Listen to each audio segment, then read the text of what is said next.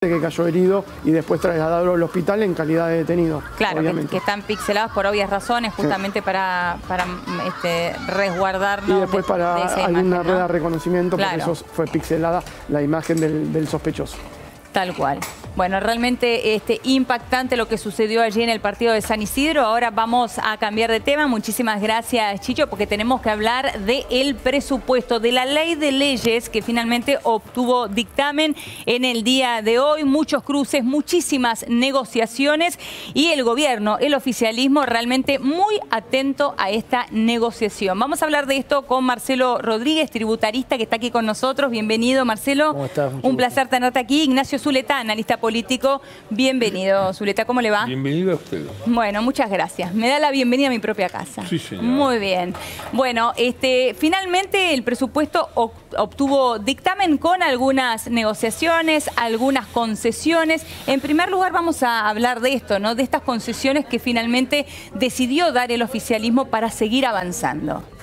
Sí, concretamente el tema que acaba de salir de los medios es referido a bienes personales para el campo, sí, que fue un tema que, bueno, nos sorprendió a algunos, pero en rigor de verdad venía a cuento de una modificación legal que hubo hace algunos años, 2 años concretamente, sí, la derogación del impuesto a la ganancia venida presunta, lo que implicó que una exención que tenían los inmuebles rurales, arrendados o explotados por personas humanas, gozaban de esta exención y en consecuencia no pagaban bienes personales por el hecho de pagar mínima presunta. Se deroga mínima presunta y a partir del 1 de enero del año 2019 pasaban a estar grabados, sí, para las personas humanas.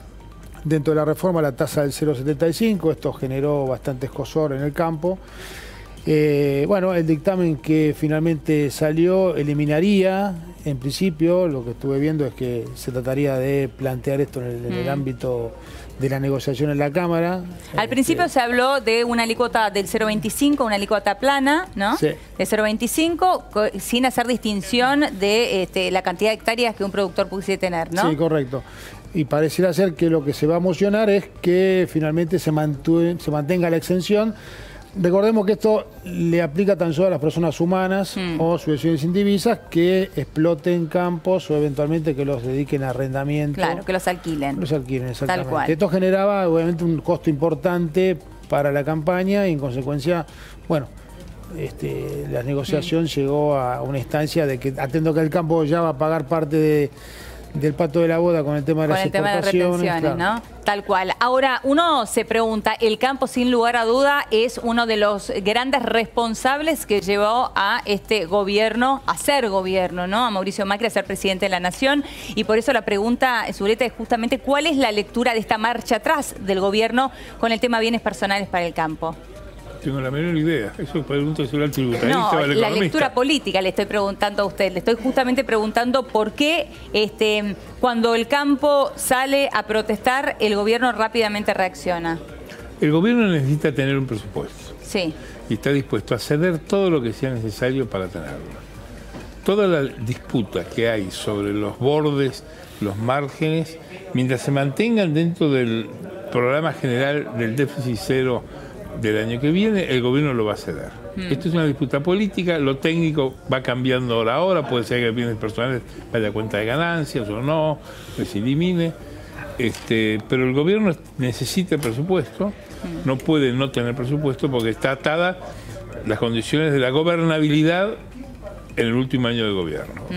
Este presupuesto está ya acordado con los gobernadores, está cerrado, tiene los votos con los gobernadores. Sí. Lo demás es literatura técnica que no importa demasiado. Claro, pero esa literatura técnica, justamente por esto que está diciendo, que es la negociación con los gobernadores, en un punto el tema justamente de bienes personales con el campo era una de las cartas que tenían los gobernadores porque se les había quitado el fondo sojero. O sea que de alguna manera... No, es mucho más complejo, ¿no? Es mucho más complejo porque los gobernadores han visto compensado todo lo que le han detraído de las otras partidas.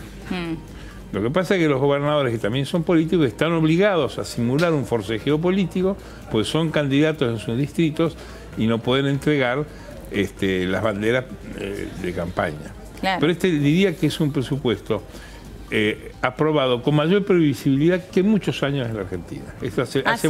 varias semanas que tiene ya los votos necesarios. Lo Más que allá de se discute es sí. cómo se va a traficar el tránsito hasta la aprobación. Acá tiene que ver, por ejemplo, el destino de bancas o de sillas del Consejo de la Magistratura, tiene que ver el destino de inclusive algunos cargos de representación política de la oposición que tienen que decidirse antes del fin de año, en donde vamos a ver cosas extrañas, cuyo motivo va a estar en el acuerdo político. Es decir, esto hay que entenderlo como una necesidad del gobierno de mostrar al mercado que le financia al gobierno, que tiene un control del Congreso, que es el que puede desarmar las instituciones que ha ido creando el gobierno desde 2015, que se apartan del sistema anterior. La gente se sorprende de la actitud de la oposición. En el año 2017, cuando hubo elecciones legislativas, la CGT hizo un documento económico de rechazo de la política económica del gobierno frontal, que es el mismo que viene repitiendo sí. en las reuniones con la Iglesia, en las reuniones de la CGT con los partidos. Eso no sorprende a nadie. Ahora, el gobierno, que es un gobierno de minorías, que ganó el gobierno perdiendo la primera vuelta, es decir, la elección legislativa, y ganó la segunda por 650.000 votos, o sea, los pongo yo, es muy poco, sí. ha desarrollado una política, una estrategia de negociación con los gobernadores, con quienes comparte la gobernabilidad, para tener profundas reformas de la economía. Y las ha logrado en la reforma fiscal, las ha logrado en la reforma provisional, las ha logrado aún en la adenda esta última, que donde ha sido varias cosas. Pero estamos en un año de elecciones, entonces no puede un gobierno que pretende que su presidente reelija no tener, no, por supuesto, no tener presupuesto. ¿Quién y al fondo le está mirando cuál es la capacidad, el fondo y los mercados, cuál es la capacidad del gobierno de manejar el futuro. Sobre todo un acuerdo con el fondo que ya está cerrado. Ahora, ¿quién se juega más detrás de la discusión del presupuesto? ¿El oficialismo o la oposición? No entiendo la pregunta. ¿Quién se juega más? Todos se juegan al pellejo, todos. Son todos aventureros, están jugándose la vida. Todos. Todos, sí. De la misma manera. Y lógico, el que pierde se va a la casa. No, Bueno. no veo diferencia en eso. Está bien. Ahora, por otra parte, Marcelo, te pregunto, además del cambio con bienes personales, el consenso fiscal también, que retrasa la eliminación de impuestos, es otra de las claves, ¿no? Sí, vos fíjate que el 16 de noviembre se reúne el presidente de la Nación con los gobernadores, suscriben un muy interesante consenso fiscal en el marco de una moción de este gobierno de intentar bajar impuestos, en los próximos 4 años reducir 4 o 5 puntos del PBI la carga fiscal. Bueno, se firma, se suscribe reducir fundamentalmente impuestos locales, ingresos brutos, sí. Sellos, se reduce el impuesto corporativo de las sociedades del 35 hasta el 25% en 3 años, tan solo están grabados los dividendos. Se graba la renta financiera, es decir, hay una mutación de una sujeción a gravamen más importante sobre las sociedades a las personas humanas.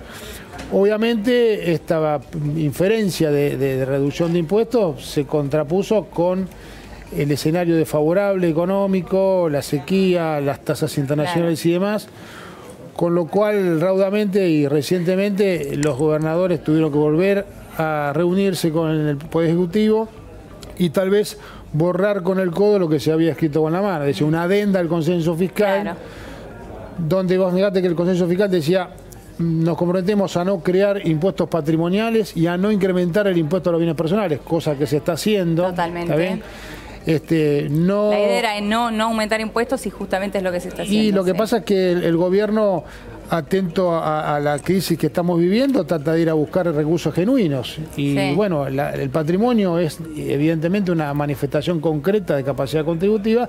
Obviamente que quienes somos los perjudicados con esto no nos gusta, porque no queremos que se nos incremente la carga fiscal. Y vos imaginate que en el 2016, en el marco del blanqueo, se prometió que no iba a haber incremento de impuestos a los bienes personales. De hecho, vos imaginate que en el 2015 la tasa era el 1,25 y paulatinamente en el 2018 pagamos el 0,25. Y de hecho el gobierno pretendía eliminar el impuesto a los bienes personales, que finalmente quedó residual al 0,25. Era parte de una promesa también. Una promesa, pero con una estrategia, con un escenario de mundo diferente. Cambió el mundo, cambió el viento y bueno, se cambian las estrategias, digamos, del gobierno. Claro.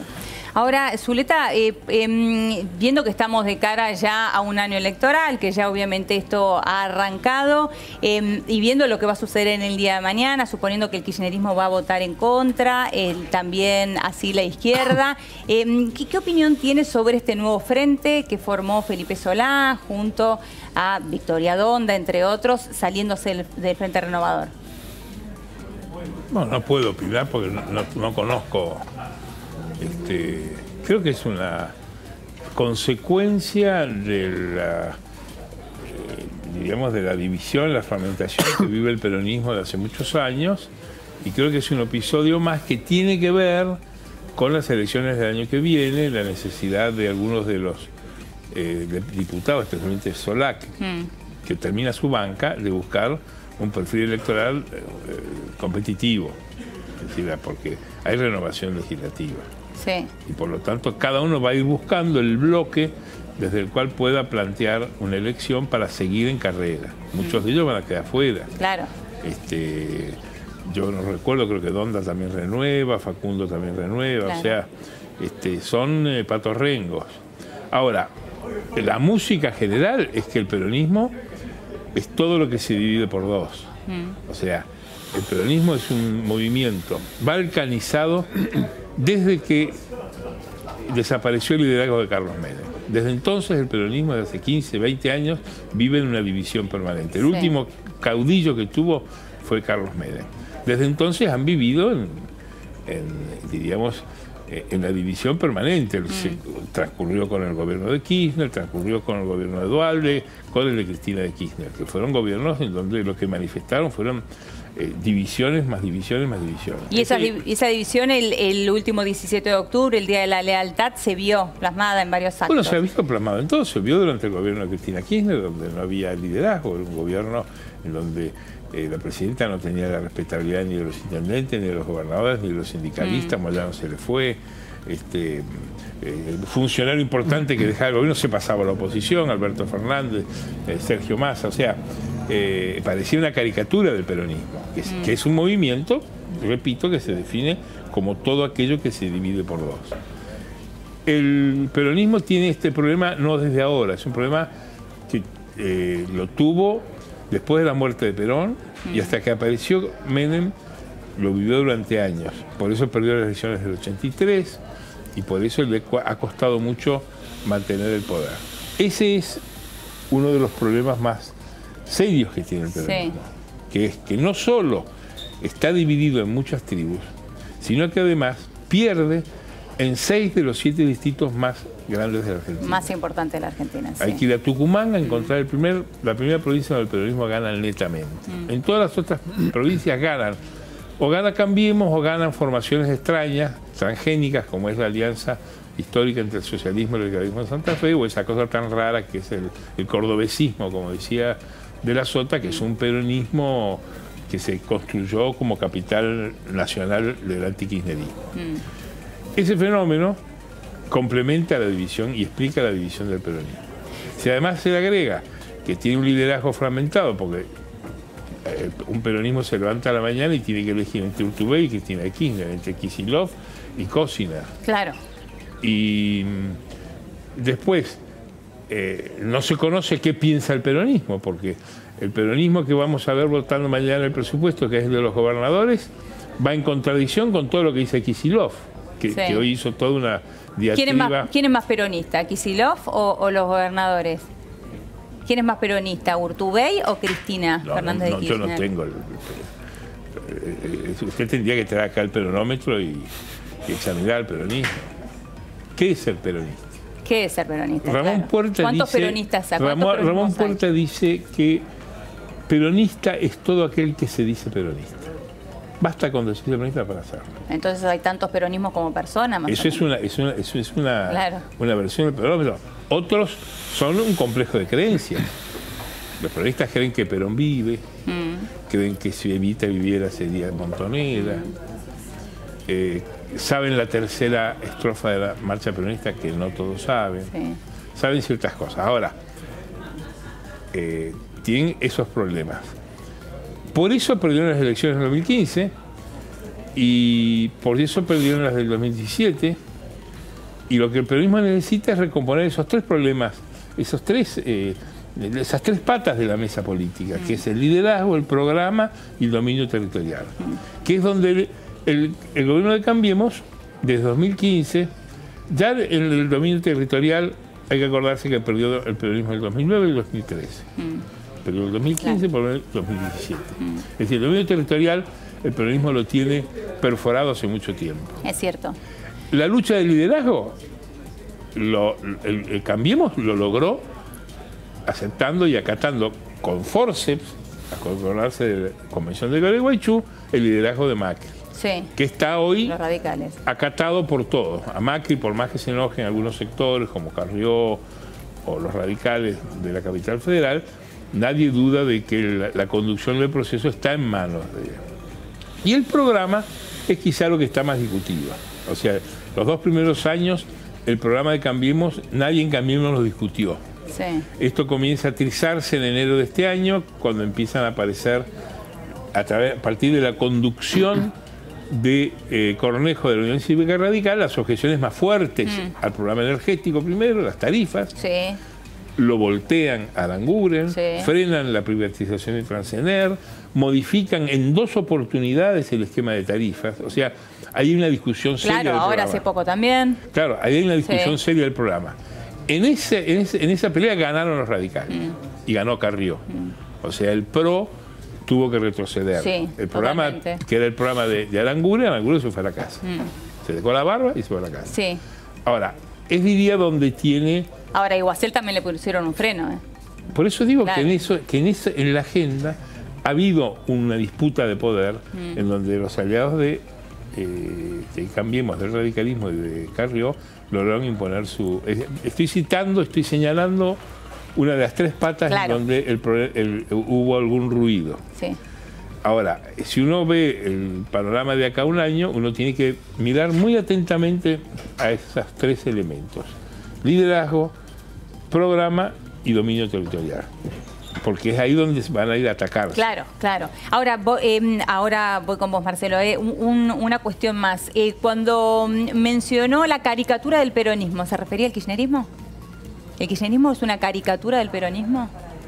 No, diríamos, el peronismo como maquinaria de poder que tiene una debilidad de base que es su construcción negativa de fuerza, es decir, la gresca permanente entre sus integrantes, llegó a extremos bajo el gobierno de Kirchner, donde 2 tipos que eran jefes de gabinete salieron de sus cargos y pasaron a ser opositores. Eso no pasa nunca. En ningún lugar del mundo un tipo deja el gobierno y se pasa a la oposición. Sí, sí. Es decir, y menos habiendo sido jefe de gabinete, ¿no? Parece una exageración. Lustó, ministro de Economía, inventor de las retenciones, pasa a la oposición. O sea, es como una exageración, como un lente de aumento sobre esa construcción negativa de fuerza, que es uno de los problemas graves del peronismo.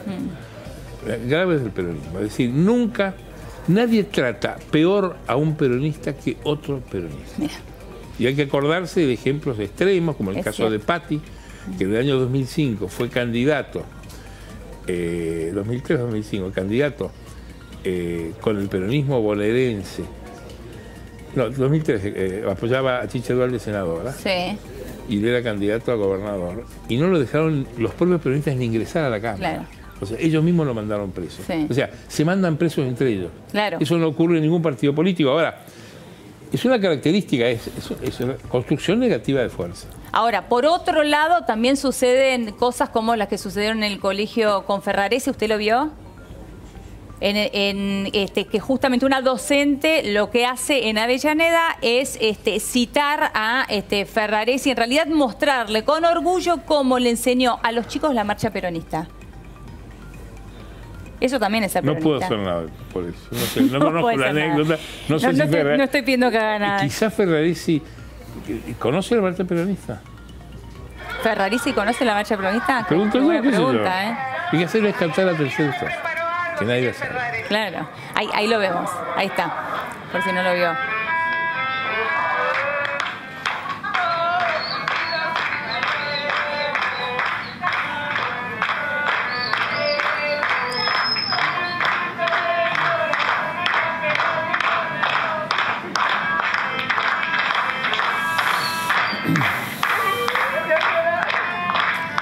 Bueno, pero la pregunta que se hace Zuleta es interesante. Ferraresi, ¿conoce la marcha peronista? No, yo dijo... una ironía porque es un clip irónico. Es un blooper, ¿no? Entonces, No, esto es real. es real. Esto sucedió en una escuela en pero Avellaneda. es una anécdota. Ah, Es bueno. una anécdota. Sí, pero cuando la anécdota se replica en más de una escuela, no sé si es se una replica? anécdota. ¿Se Claro, replica? también tenemos en una escuela en Caballito pasó exactamente lo O mismo. sea, que tienen cazadores de marchas peronistas por los colegios. No, pero es ahí está. El día de la lealtad peronista. ¡Vamos! ¡Viva Perón! ¡Viva Perón! ¡Viva Perón! ¡Viva Perón! ¡Viva Educando al soberano, vamos. Esta es una Hasta el exhibición último ladrillo va a ser peronista. de peronismo explícito Sí. desde un ángulo de un gorilismo explícito. De peronismo implícito desde un ángulo de gorilismo. Bueno, pero también... Carece de importancia, es una anécdota. Bueno, sí. Estamos hablando del presupuesto, no hablando No, de bienes por supuesto. personales. Bueno, Estamos pero hablando no, del bolsillo. Sí, pero no carece de importancia también ver cómo se educan las escuelas argentinas. No, estoy de acuerdo. Es un tema Es muy no para feo, nada es muy menor, feo, ¿no? es muy feo. No, Es para nada muy menor. feo. Pero la política es muy fea. Bueno. La política es muy fea. Está bien, me quedo con esa frase. Marcelo, bueno, lo cierto es que mañana finalmente se va a tratar el presupuesto. Según lo que dice Zuleta, los números están Ellos dicen que sí, ¿no? más que dados. La pregunta es, ¿vamos a llegar a ese famoso déficit cero que pide el gobierno Hay con algunos este presupuesto? aspectos, más allá de bienes personales y de las retenciones, que me gustaría remarcar. Se envió también un proyecto de ley que también borra lo que se había sancionado el año pasado en la reforma tributaria referida al ajuste impositivo por inflación. Esto es un tema central. Para las empresas les cambia la vida la imposibilidad de no poder aplicar lo que prevé la ley de impuesto a las ganancias, Sí. que es la liquidación del impuesto en valores homogéneos, no heterogéneos. Esto sí tiene un impacto crucial, y el hecho de que el año pasado se había previsto que para si este año la inflación mayorista iba a ser el 33%, eso disparaba la posibilidad de hacer el ajuste de la inflación. Sí. Lo que hace este proyecto de ley, corre el arco porque fija la tasa de inflación en un 50% y no para el IPC, no para el IPIN, sino para el IPC, se cambia el índice. Esto realmente... Sin embargo, las previsiones de inflación de las cuales habla el presupuesto son muchísimo más bajas, ¿no? Bueno, vos sabés que el presupuesto muchas veces tiene inferencias... Esto es un proyecto que no pertenece al presupuesto, aparte. Eso es diferente. Claro, es uno de los tres proyectos que están aparte, aparte, claro. sí. Es uno de los tres que están aparte. Es una sí. cuestión. Y la otra cuestión interesante que tal vez podemos analizar es que hay un proyecto de un diputado de la Unión Cívica Radical que propone gravar con impuestos a las ganancias a los jueces. Es un tema de una acordada de la Corte del año 1996, donde los jueces se autoeximen del pago del impuesto a las ganancias. Y hay un número que está instalado en los medios, que lo que representaría en pesos... ¿Cuánto sería? Y sería el presupuesto de la educación a nivel nacional, 10.000 millones de pesos. 10.000 millones de pesos, que es el presupuesto de educación a nivel nacional. Sí, sí. Es un número... Y otra vez los importante. radicales. Yo creo que es una trivialidad. Los jueces en Argentina no pagan ganancias. Hay una ley que ya votó el Congreso de que los jueces hacia adelante van a pagar, pero inmediatamente cuando esto ocurra va a volverse a plantear la acordada de no pagar impuestos a los jueces. Porque los jueces en Argentina no pagan. Están parados en la inamovilidad, la intangibilidad de los salarios. Yo creo que es una discusión trivial, es para tomar posiciones de prestigio. Obviamente que sale caro, sí sale caro. Sí, pero bueno, es muy caro. Ningún problema de la Sí. Argentina surge de que los jueces no paguen ganancias. No Es muy decimos importante decirlo, porque si no la gente pone todo en el mismo nivel. Hay un tema de Está recursos, bien. pero también un tema... Es un como tema bien dice Zuleta, político. que es un tema político. Claro, político. está bien, es un tema político, pero también por otro lado piden ajuste a la población, a los trabajadores, a muchos sectores, y uno lo primero No, que yo se no pregunta es por defiendo- qué no se Lo que ajustan sucede, los Leonora, jueces. ¿sabes qué es? Esto es un tema que yo comento el primer día de clase en mi curso de impuestos en la UBA. Primer día de clase. Recursos del Estado. ¿Cómo se financia el Estado? No tenés muchos recursos. Es impuestos, endeudamiento, emisión monetaria o LIC. No tenés más. Si vos ves que, digamos, la única que te queda genuina son los impuestos, bueno, evidentemente hay que modificar el tratamiento que le dio la ley de reforma el año pasado, que tendió a bajar impuestos, con lo cual cambiamos el paradigma. Obviamente, a cada uno que va a tocarle la mala noticia de financiar el gasto del Estado, obviamente va a patalear. Claro. Sea un juez, sea el campo, sea un contador, es así. Vos imaginate que también se envió en el proyecto la posibilidad de derogar las exenciones que en el marco de la ley de impuestos a las ganancias tienen algunos empleados públicos del interior del país, de provincia, por viáticos, movilidad, desarraigo, etcétera. Que es algo que llamativamente está en la ley de impuestos a las ganancias hace 23 años en el artículo 99, en el artículo 100, y no se cumple. Hoy se quiso incorporar y obviamente esto que generó protestas, generó reclamos, porque obviamente todo aquel individuo que va a ser el percutido por el impuesto, el tema es quién paga la fiesta. Tal cual. Es tan simple como esto. Muchísimas gracias, gusto, Marcelo. Gracias, yo no es que yo esté a favor de que no paguen. Yo estoy contra, creo que en la Argentina la carga tributaria sobre los ciudadanos es agobiante y debe ser aliviada. Y debe ser aliviada, entre otras cosas, bajando el gasto, que es insolente en muchísimas cosas que se tiran en la Argentina y basta ver el boletín oficial todos los días. Lo que yo enfoco cuando hablo de los impuestos de ganancia de los jueces es que son blancos inocuos, van a terminar en la nada y lo único que hacen es tratar de generar islas de prestigio. Distraer la atención y generar islas de prestigio. Es como... es porque queda bien, porque lo que van a hacer los jueces es volverse a eximir. Y tienen la razón en el sentido que la ley los apoya. Bueno, la ley son ellos mismos. Y obviamente. Entonces, ahí está el gran problema. Entonces no hay ningún problema.